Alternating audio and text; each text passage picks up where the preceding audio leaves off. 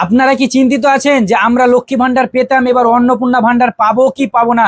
আজকের এই ভিডিওটি সম্পূর্ণ জানতে পারবেন কারা কারা লক্ষ্মী ভান্ডার পেতেন এবং কারা কারা অন্নপূর্ণা ভান্ডার পাবেন, কারা কারা পাবেন না। এই ভিডিওটি সম্পূর্ণ দেখে যাবেন, আপনারা জানতে পেরে যাবেন অন্নপূর্ণা ভান্ডার পাবেন না পাবেন না।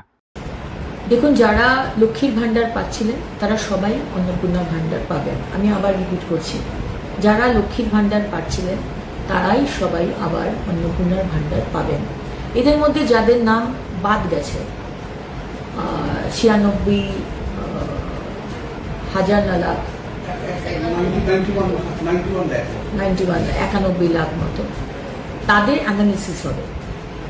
তাদের নাম ইমিডিয়েটলি বাদ যাবে না, তাদের অ্যানালিসিস হবে। তাদের নাম মারা গেছে, সে তো আর লক্ষ্মীর ভান্ডার বা অন্নপূর্ণার ভান্ডার, লক্ষ্মীর ভান্ডার পেয়ে এসছে, অন্নপূর্ণার ভান্ডার সে পাবে না। কেউ যদি বাংলাদেশের সিটিজেন হন, নাগরিক হন, বা বার্মা, রোহিঙ্গা, সে তো আমাদের অন্নপূর্ণার ভান্ডার পাওয়ার তার যোগ্যতা নেই, সুতরাং তারা পাবেন না। কিন্তু যাদের নাম যে কোনো কারণে ডিলিট হয়েছে, তারা আমাদের নাগরিক নন, সেটা অ্যানালিসিস করার পরে জানা গেল তারা লক্ষ্মীর ভান্ডার পাবেন না। এর থেকে আলাদা করে রাখা হয়েছে যারা ট্রাইব্যুনালে আপিল করেছে, তাদের নাম কাটা গেছে, এবং যারা ট্রাইব্যুনালে আপিল করেছে তারা কিন্তু এখনো লক্ষ্মীর ভান্ডার পাবেন। তাদের নাম কিন্তু কাটা যাবে না, বিকজ তারা আপিল করেছেন, তারা প্রসেসে রয়েছে।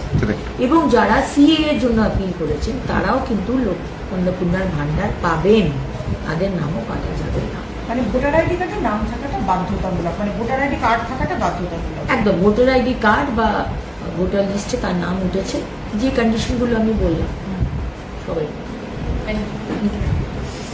ভান্ডারের জন্য কি অনলাইনে অ্যাপিল করা যাবে? দেখুন, অন্নপূর্ণার ভান্ডার আমি শুনছিলাম যে এতদিন তো দুয়ারের সরকারের মাধ্যমেই হয়েছে, কিন্তু আমি আমার ডিপার্টমেন্টের সাথে কথা বলে আমি অলরেডি বলে দিয়েছি অন্নপূর্ণার ভান্ডারে অনলাইন কমপ্লিটলি এখনই ব্যবস্থা করতে, এবং ইমিডিয়েটলি অনলাইনেই যাতে সমস্ত মানুষ যে 1 পাস 2 পাস বা যে হয়তো শিক্ষাটা পাননি, হয়তো মানে শিক্ষিত নন, এতটা ইজি করা হবে এই অ্যাপ্লাই করার পোর্টালটাকে যে কেউ মানে পোর্টালে গিয়ে অ্যাপ্লাই করতে পারে।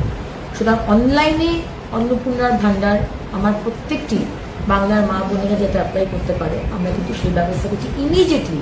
কারণ কি মাননীয় মুখ্যমন্ত্রী বলে দিয়েছেন যে 1 জুন, মাইন্ডেড 1 জুন থেকে আমরা যা যা প্রতিশ্রুতি দিয়েছিলাম, 3,000 টাকার অন্নপূর্ণার ভান্ডার এবং সরকারি বাসে মা বোনেদের কোনো ভাড়া দিতে হবে না, এই দুটো আমরা চালু করতে শুরু করেছি।